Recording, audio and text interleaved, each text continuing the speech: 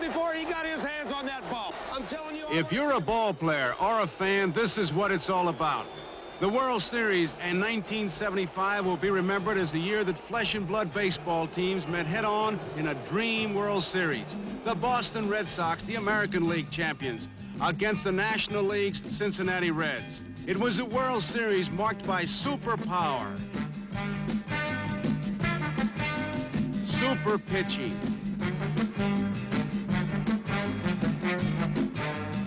two super catchers, super effort,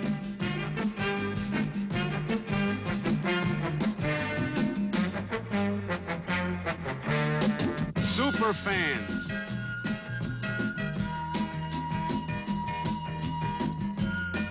It'll be remembered very clearly as truly a super World Series.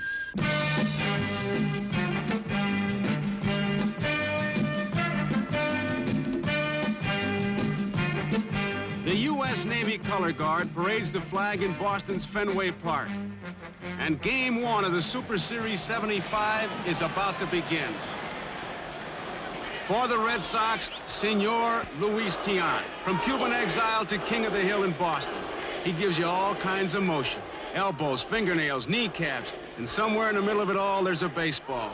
And they say that no matter where you sit in Fenway Park, sometime during the game, Tiant's gonna look you right in the eye. And the fans love him. For Cincinnati, Don Gullett, out 2 months with a broken thumb, but still a 15-game winner. It's the top of the fourth. Johnny Bench at the plate. Joe Morgan's at first, no score. And this is the showdown everybody's been waiting for.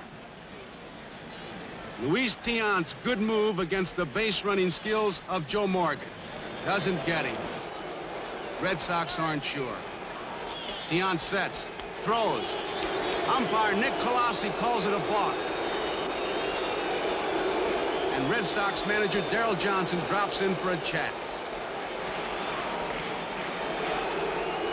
Tiant gets Bench to pop out, and then he ends the inning by striking out Tony Perez. It's during this World Series that Red Sox owner Tom Yawkey is to say that the best all-around player the Red Sox have had is Carl Yastrzemski. Here's Yastrzemski making a believer out of Cincinnati's Dave Concepcion. The score is still 0-0, top of the seventh, and watch this play.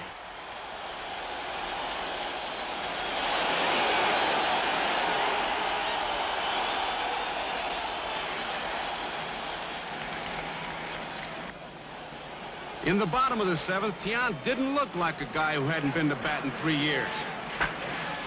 Base hit.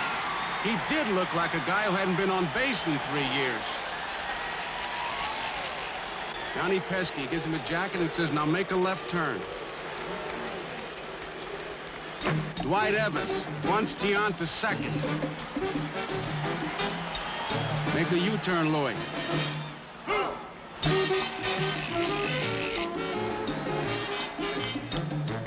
Don Zimmer has to reintroduce himself and says, hey, Louis, I'll be the next guy you see. I'm at third base. The fans love him. Denny Doyle singles Tiant to third. And Yastrzemski single sends him home. But you know, you can forget things in 3 years. Touch the plate, Louis.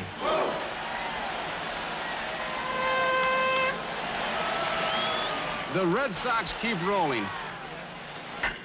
Petrocelli's single off reliever Will McEnany scores 2 more. Sparky Anderson's unhappy. Rick Burleson's single drives in the 4th run. And Carlton Fisk slides in with the 5th run of the inning. And the Sox get another one before they're retired. Treasury Secretary William Simon threw out the first ball. He's a spectator. And Luis Tiant, who started the big inning, now finishes it. And Tiant goes back to the mound with a 6-0 lead. Tiant closes the door 1-2-3 in the 8th, and in the 9th he gets Perez.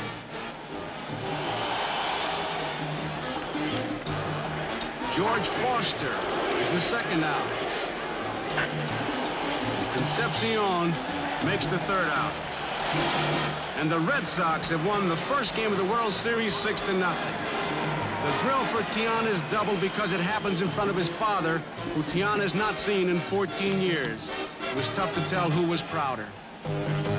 Yes, you're right. You know, I guess after the 14 years, I don't see my father. That's the first game in the World Series he see, and my first game for me too. And I'll be glad. You know, like I said before, I thank God I can be with him again. Game number 2 was a salute to the Navy on his 200th birthday. The game honored more than 500,000 Navy men and women who have worn the Navy uniform with pride. Good afternoon, ladies and gentlemen. Seaman Carl C. Glencross tosses out the first ball under rainy skies. Left-hander Bill Lee continues to hold Cincinnati scoreless until the 4th inning. Morgan walks.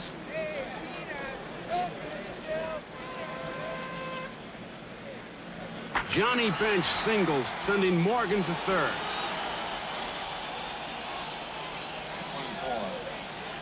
And when Tony Perez hits into a force play, the Big Red Machine scores its first run of the series.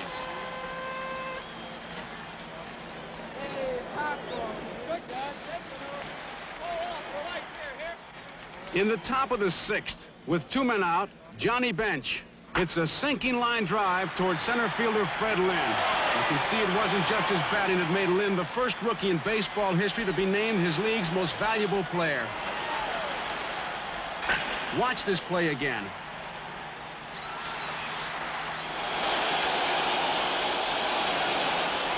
Fred Lynn.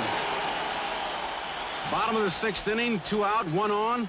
Rico Petrocelli against Cincinnati starter Jack Billingham. One swing of the bat, and the game turns around. The Red Sox lead 2-1.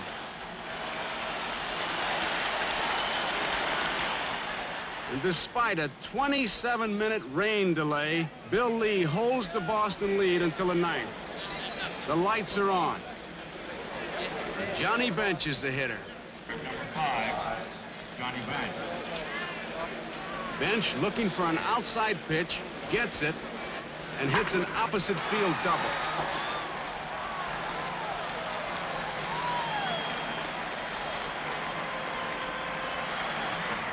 Lead leaves. Darrell Johnson goes to his bullpen. Number 41, Dick Drago. Now pitches the Boston. Got a man on second base, Dick. I'll tell you what, just get right. Second sign, all right. But the thing about it is just go right in and hard, in and out, up and down. So we'll get right after him. Come on. Dick Drago gets 2 quick outs. Dave Young, the shortstop. Tying run is on third, 1 out left, and Concepcion is the batter. Bouncing ball up the middle, an infield hit, and the game's tied. Cincinnati's base running speed, so far not a factor, suddenly becomes very important. Ken Griffey at bat. Concepcion breaks for second. Makes it. And the tie-breaking run is in scoring position. Griffey doubles to left center field. Concepcion scores to make it 3-2. That's the way it ends, and the 1975 World Series leaves Boston tied 1 game apiece. Game 3 and Cincinnati's Riverfront Stadium. Taking off those hitters. Red Sox manager Darrell Johnson was a member of a pennant-winning Cincinnati team, but that was in Crosley Field days, so Sparky Anderson conducts a guided tour. It's about 20 feet behind all the way. Everything else, you'll hear this coming. The Reds start Gary Nolan, who won 15 games in 1975 after missing nearly 2 complete seasons with shoulder problems. Top of the 2nd, Nolan pitches to Boston catcher Carlton Fisk. And there she goes. The first home run of this 1975 World Series. 2 games in a small ballpark in Boston, no home runs. In the big ballpark here, this is the first of 6 home runs in the game. In the 4th, starter Rick Wise against Johnny Bench. 2-run homer. The next inning, back-to-back home runs by Concepcion and Cesar Geronimo. And these were followed by a triple by Pete Rose.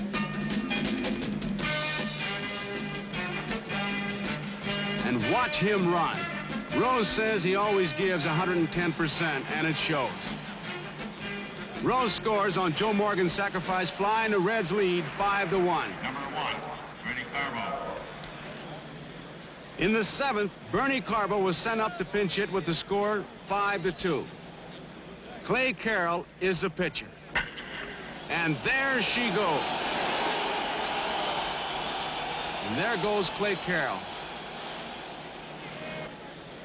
You think he was upset? Now pitching for Cincinnati, number 37, Will McEnany. Petroselli singles the center. And Sparky Anderson lives up to his nickname of Captain Hook, and he brings in his 5th pitcher of the game, Raleigh Eastwick. Dwight Evans is the batter. Number 24, Dwight Evans. And there she goes, over the left field wall, a home run, and the game is tied at 5-5. Foster is unhappy. And now comes the most talked about play of the series. Pinch hitter Ed Armbrister bunts. Catcher Fisk moves for the ball. His throw goes into center field. The runners move to second and third, and here comes Red Sox manager Darrell Johnson. The man ran into him in the thing. He was interfering, and you went to call it. You tell me what you were calling, man, when he did it. On a play like that, I'm telling you, the man interfered with that man on the play. I'm telling you, I want to see a man down here. Come here. You mean to tell me that you can't help him on a play like that when he hasn't even touched the ball, and the man was interfering with him? Listen to me, there's no interference when a ball is hit and the catcher goes for the ball and the batter tries to get out of the box. And the batter tries to get out of the way. He was all over the catcher. Now, when the batter comes out of the box after hitting the ball and the catcher makes a play, there is no interference. I'm going to tell you something. That's not the way that Clay went. I'll tell you that. I'll tell you one thing. I don't know what you're going to make a ruling on that, but I want you to explain exactly what you were looking at when you called the play. Okay, the ball was hit. He was moving for the ball, and the runner was moving to first. The runner was all over the catcher in there. I can't help that. It happened right there. I'll tell you one thing. It's a lousy operation, and you and I know it right now. It's a lousy operation.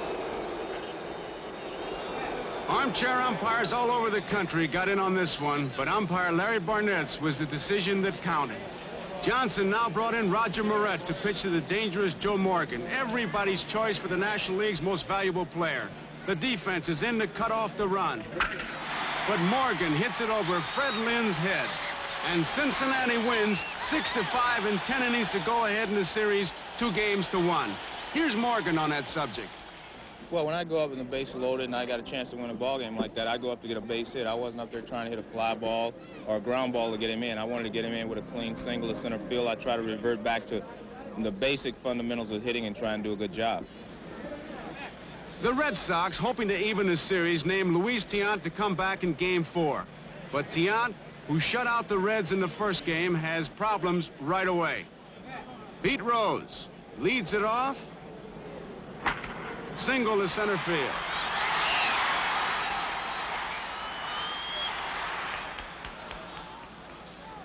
Griffey hits the next pitch to left center field. It's a double, scoring Rose. Griffey was out trying to stretch it to a triple. Joe Morgan walked, and with 2 out, Johnny benches the hitter. Bench lines one between Evans and Lynn, a 2-base hit, and it scores Morgan with the second run.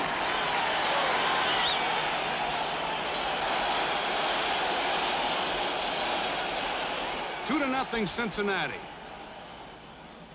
And for the first 3 innings, Cincinnati's Fred Norman kept the door closed. But then in the 4th inning, with 2 on and 1 out, Dwight Evans is the hitter.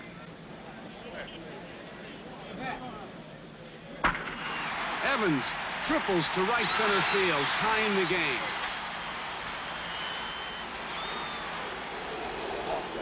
You got me now? That's the way we're going to go, and I'll keep in contact with you as we go. But just get them prepared that way, okay? Thank you. Good. Perfect. Rick Burleson singles over Concepcion, and Boston leads 3-2. Sparky Anderson goes to his bullpen for Pedro Borbon. Seconds, you got one out. After comes your stop, Pete. Now I'm telling you, one out and a man on second. You look at him, give him a stop. And Borbon has to face the hot bat of Luis Tiant. Tiant singles, and that raises his batting average for the series to 500.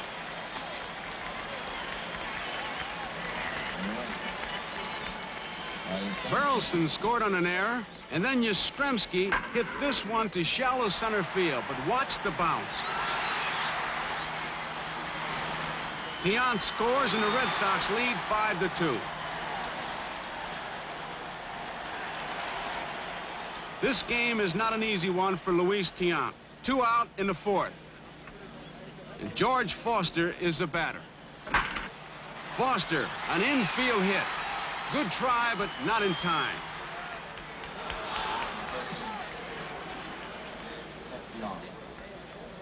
Concepcion hits one to left center, where some of the Red Sox players decide to hold a meeting.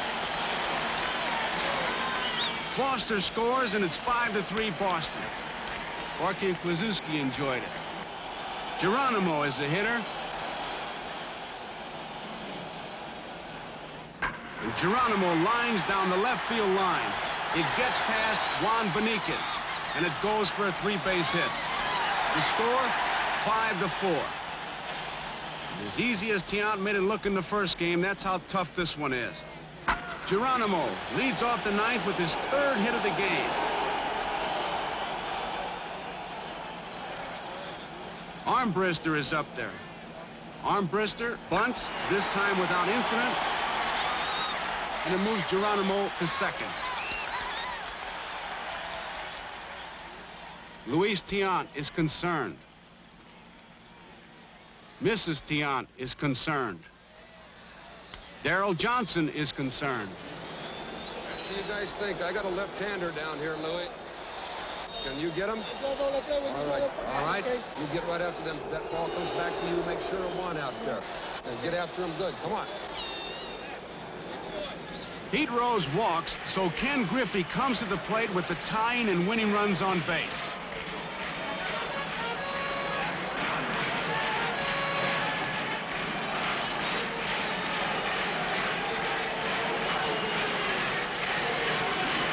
Griffey hits a line drive to center that looks sure to be off the wall. What a catch. Watch it again. Fred Lynn. But Tiant still has a problem. Joe Morgan. Geronimo is at second base. Watch him break. Tiant throws. Morgan pops it up. It was the 163rd pitch of the game. The Red Sox win what one big league manager used to call a cliff dweller. Boston 5, Cincinnati 4.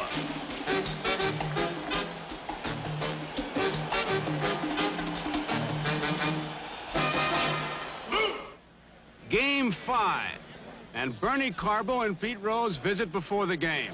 The 5th game saw the Red Sox score in the 1st on Denny Doyle's triple and a sacrifice fly by Yastrzemski. In the 4th, Reggie Cleveland is shutting Cincinnati out when Tony Perez comes to the plate. Perez is looking for his first hit of the series. He's 15 for 0. But with one swing of the bat, it's goodbye slump, goodbye baseball, and goodbye Red Sox lead. We're tied at 1 apiece. Bottom of the 5th, and it's Cincinnati pitcher Don Gullett. Gullett singles.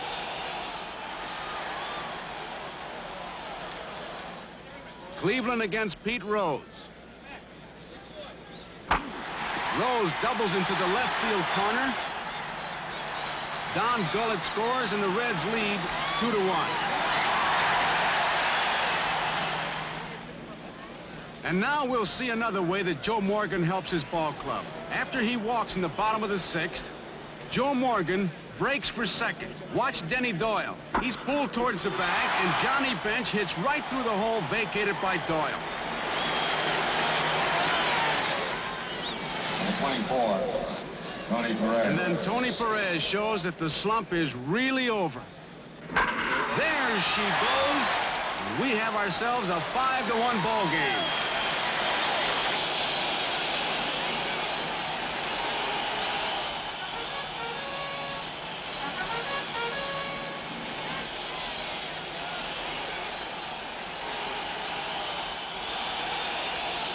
Don Gullett comes into the 9th inning having given up only 2 hits. Johnny Bench will say later, I've never seen him better. And there are 2 outs in the 9th. But the Red Sox still aren't convinced. Yastrzemski singles, and so does Fisk.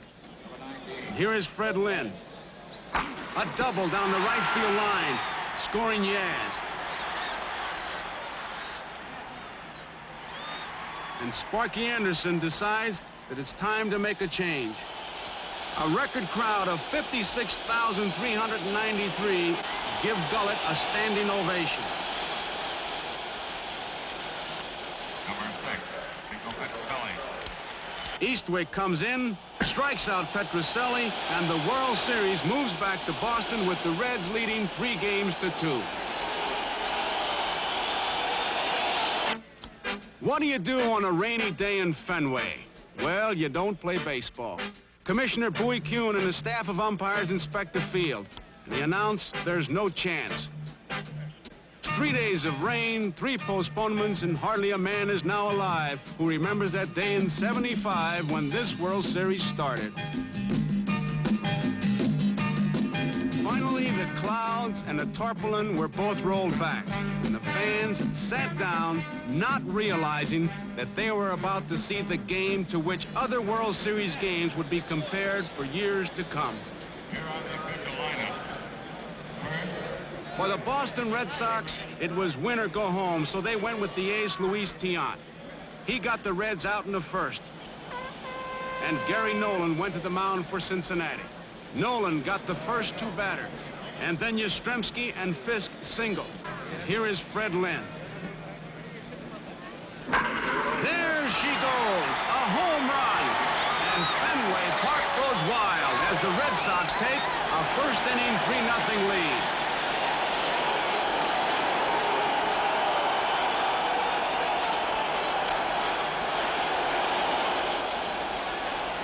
The amazing Fred Lynn. That's still the score in the top of the 5th. Armbruster walks for Cincinnati, and it brings up Pete Rose.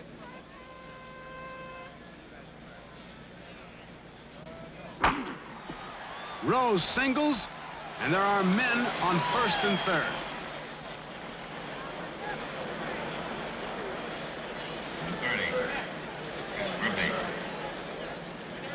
Griffey hits one to deep center field. Lynn goes back, makes a great try, but the ball is off the wall for a triple. Both runners score, but all eyes are on Lynn, slumped to the ground in center field, and noisy Fenway Park is silent. Move your legs all right, huh? Yeah. I'll be okay. You sure?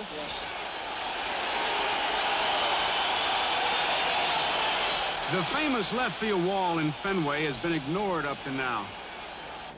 But Johnny Bench singles off it and ties the score at 3-3. Watch Yastrzemski play that ball perfectly. Perez is out, and the inning is over. Tied at 3-3. In the 7th, Griffey opens with a single. Joe Morgan punches a base hit to left.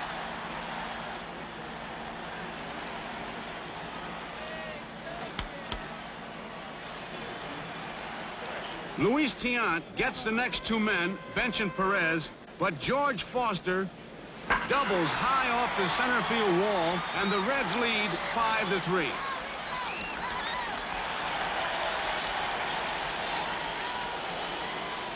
Top of the 8th inning, and the Reds, who had trailed by 3, now lead by 3 when Geronimo hits his 2nd home run of the series.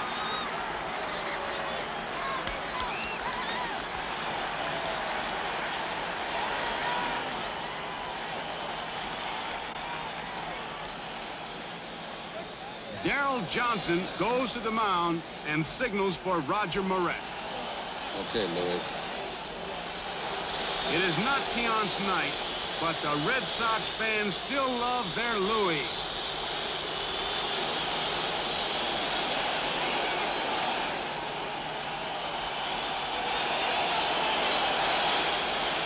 It's the bottom of the 8th, and even the die-hard Red Sox fans can't realize that, as Al Jolson used to say, they ain't seen nothing yet. Lynn singles, Petrocelli walks, and Sparky Anderson brings in Eastwick. You're ready now, aren't you? Yeah. You got first and second, nobody out. Let's go to work. Eastwick is his 6th pitcher of the game. And after he gets 2 outs, Bernie Carbo is the pinch hitter.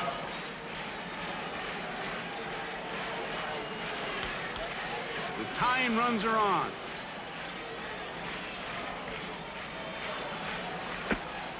And after 2 strikes, Bernie Carbo gives a hitting clinic of his own. First, the worst-looking swing of the series, and it's foul.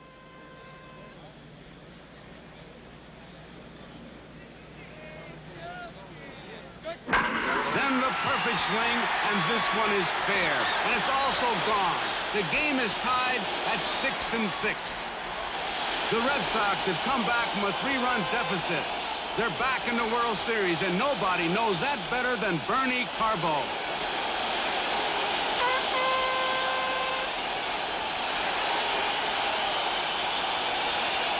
Fenway Park is going wild.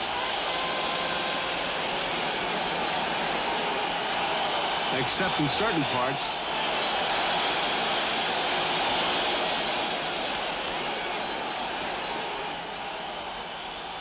Dick Drago gets the Reds 1-2-3 in the 9th. In the Boston 9th, Denny Doyle walks. Yastrzemski singles, and Sparky changes pitchers. This time it's Will McEnany. He walks Fisk intentionally. Bases loaded, nobody out, and Fred Lynn the hitter. Lynn hits a fly ball to short left field. Caught by Foster, and watch what happens when Doyle tries to score. Out! McEnany gets Petrocelli to ground out, and we go into extra innings. In the top of the 11th, Rose goes to first base when the plate umpire says that Drago's pitch hit him. Fisk doesn't think so.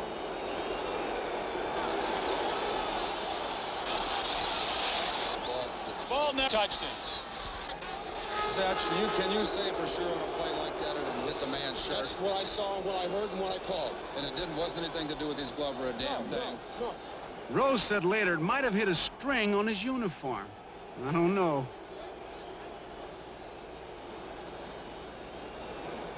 Griffey bunts. Fisk makes a perfect throw to get Rose. Joe Morgan is the batter. Morgan lines one to right field. What a catch. Sparky Anderson was to say later, it was just about the greatest catch I've ever seen. Watch it again.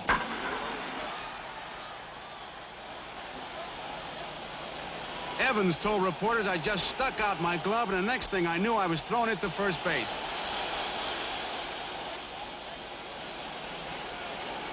Now he realizes he got the double play.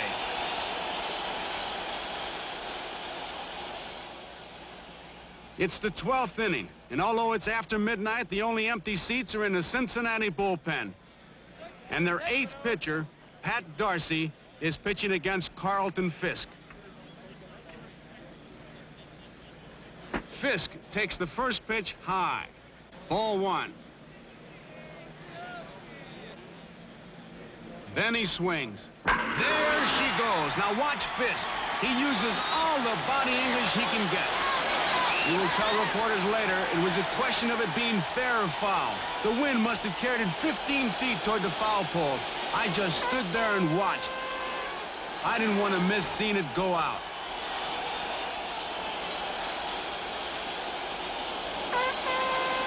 Here it is again.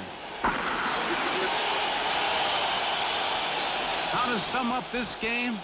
Well, maybe it was done best by Cincinnati's Pete Rose, who said, "I never like to lose, but I'm proud to have played in this ball game." The unbelievable 1975 World Series goes to Game 7. But here's Fisk. It's probably one of the most exciting ball games that I've ever played in, regardless of whether it's been a World Series or whether it's been a regular ball game, but even more so since it was a World Series. It was a crucial game for us and maybe a crucial game for baseball itself. I think we showed a lot of people how the game's supposed to be played. The World Series, which started as a best 4 out of 7, boils down to a best out of 1. 35,000 in the ballpark and an unprecedented 76 million television viewers will get set for the deciding game. Cincinnati's Don Gullett walks Bernie Carbo in the 3rd. And then Denny Doyle, who has hit safely in every game, does it again with this single, which sends Carbo to 3rd.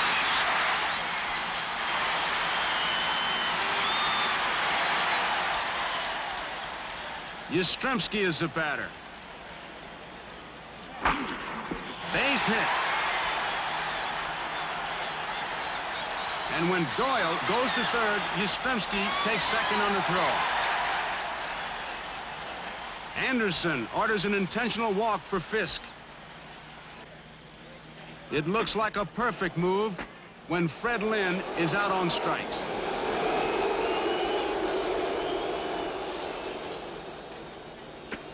Petrocelli walks on a full count to make the score 2-0. And then Dwight Evans walks on 4 pitches to make it 3-0. Don Gullett, though, gets Burleson, and that ends the inning. But the Boston Red Sox lead 3-0. That's the lead that left-hander Bill Lee, the one they call Spaceman, took into the 6th inning. 2 outs, 1 on, and Tony Perez is at the plate. Bill Lee tries a big, slow curve. And Perez rides it right out of the ballpark. The outspoken Lee said later, "I made a bad pitch. I lived by the slow curve all year, and I died by the slow curve." Lee survives a home run by Perez, but he's knocked out by a blister on his finger in the 7th.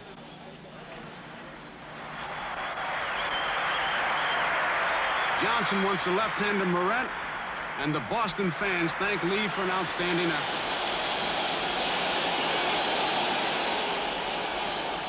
Ken Griffey was on 2nd base when Moret pitched to Pete Rose. Rose, his 10th hit of the series, and the 7th game is tied up 3-3. Now it comes down to the Cincinnati 9th. Jim Burton is the pitcher for Boston. Ken Griffey walks. Geronimo bunts. Petrocelli slips but makes a great play at first base. I'll tell you what, now look, you don't have to, walking this man doesn't bother me a bit, okay? So you can go ahead and you can just work on him and let Jim throw his curveball and just pop it and don't worry about it, you know. This guy's a good fastball hitter. Just move the ball around, shoot for the black, okay?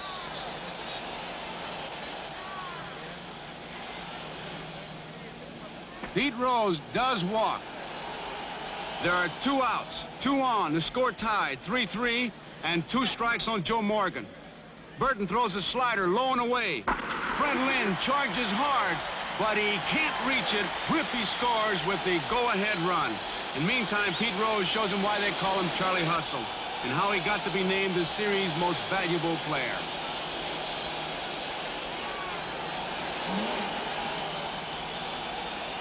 For the Boston Red Sox, it has all come down to this turn at bat. Cincinnati gets 2 quick outs, and now it's Will McEnany against Carl Yastrzemski, who has made it happen here so many times. Yes, it's a high fly ball to Geronimo in center field. And the 1975 World Series becomes not just history, but history written in big, bold letters for baseball fans to point at for years to come. The Cincinnati Reds are the world champions.